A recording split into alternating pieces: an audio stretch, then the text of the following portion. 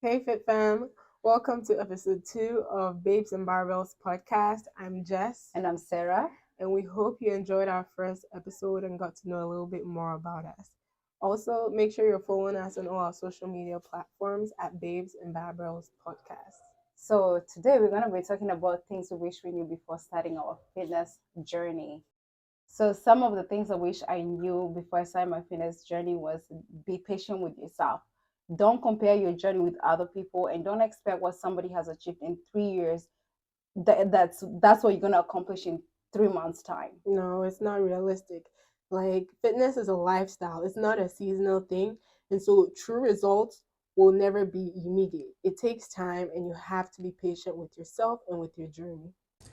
So, the second point is on the importance of nutrition. That is such a huge part of the fitness lifestyle, and a lot of people just tend to work out and train without taking the diet part seriously. Hence, why they don't tend to see results even when they say they've been training and going to the gym all the time. The bottom line is you cannot outtrain a bad diet. That's true, and because nutrition is 80% and exercise is 20, but most people tend to do the vice versa, and then they expect to see the results.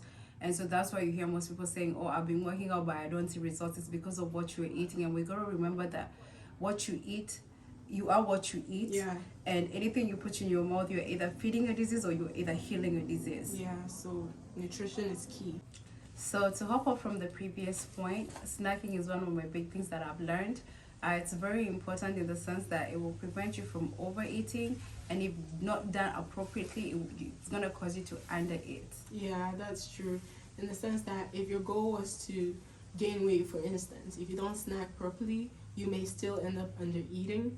And if you wanted to lose weight and you snack inappropriately, you end up overeating in that sense. So even when you snack, the way that you snack matters. Yeah, so we are talking about protein snacks. We're not talking about chips, burgers, Doritos. No. We mean your nuts, your yogurts, protein bars, protein shakes, yes, such things, eggs, boiled eggs, and those ones. So So even when you snack, the way you snack can make the difference in your fitness journey. So that's one thing. It's very, very important. Sure.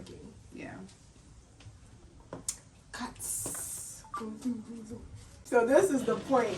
The point number 3. Point number 3, yes, about starting where you're at. Like a lot of people feel so intimidated on where to start, how to start. Sometimes you're so clueless, but that's the thing. I always say start where you're at. Don't be intimidated. Even if it's just at home in your living room doing YouTube videos, body weight, just do it. If you have access to go to the gym, just go to the gym. Even when you don't know how all the machines operate, right? Yeah, it's fine to ask because nobody started knowing it all, and nobody knows everything too at exactly the gym. Yes, that is true. And a lot of people can seem intimidating when they're working out in the zone. It's just finding the right time to reach out and ask, hey, can you show me how this machine works, or can you spot me? And most of the time people are happy to help, assist or show you, because we're all there for a common goal. We're all like a family. I feel like it. I've had that experience too. I used to work out at home, and then I started working out in the actual gym. And because I didn't know some of the machines, I'd call her, I'd FaceTime her, and be like, "Oh, so what do you do with this machine?" What is this? I'm like, okay, put it on FaceTime. Let me see. All right, you sit here, you turn this, you do that, and then before you know it, you're a pro on it. And that's even me, I've been going for how many months, years now. Sometimes I still get that tinge of intimidation sometimes before I step in there. I don't know why. I think it's because when you see people going, you feel like, oh, this one knows what they're doing. And then there's just you who's just new at it. You don't know what to do. The only thing you know what to do is just pick up the dumbbells and the treadmill. And from that, you don't know what else to do with yourself. So I feel like even with that, people are so approachable at the gym. And to add on that, don't be afraid to lift. Especially as women, we always tend to think oh, if I go to the gym and lift heavy, my body's gonna turn into a man. That's not the case. No. We do not produce as much testosterone as men do. Yeah. So when we lift, we enhance our physical physique mainly, as More opposed so. to looking like Kevin down the street. So like a man. No, that's not the case. So please, women, don't be afraid to lift when you go to the gym. Heavy. And heavy. You won't regret it for sure. Yeah. You actually like how you look afterwards. Oh, and even the feeling. Yes. My other point is the scale. The scale is not your friend. Sometimes it can be misleading, and sometimes it can be very helpful to you. But if you're starting your nutrition and your fitness journey, I wouldn't recommend you to depend solely on the scale. The scale, yeah. Yeah, and she means this in the sense that as you are going on your fitness journey, at times your body will recomposition in the sense that, say, if you were to be 150 pounds, right, and your aim was to lose weight, which is specifically fat, you may also be gaining muscle, and so you may not see as much difference on the scale, but it doesn't mean that you're not making any progress. So if you're solely dependent on the scale and you're seeing that you're not seeing much changes, somebody might get discouraged without realizing that your body is actually changing as it should.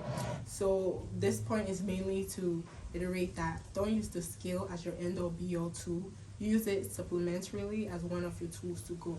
Yeah. Alternatively, you can just take your before and after pictures in the same clothes, and that way you'll be able to see and track your progress. Yeah, or use a measuring tape, or use a body fat scanner. There's so many different tools to use, but don't depend solely on the weighing scale because it can be misleading sometimes. Yeah. So our final point is focus on cultivating your habits. Don't chase results as much. Don't focus so much on what you're losing and what you're gaining, but rather focus on what you're developing character-wise. I always say that character matters. Just do that, and then the results will follow, because like we keep saying, it's a lifestyle and not a seasonal thing. All right, that's all for today. I hope you guys enjoyed this episode. Don't forget to like, share, and subscribe, and don't also forget to let us know in the comment section about what you wish you knew before starting your fitness journey. Let us engage. Let us keep it here and keep it locked until next time. Bye.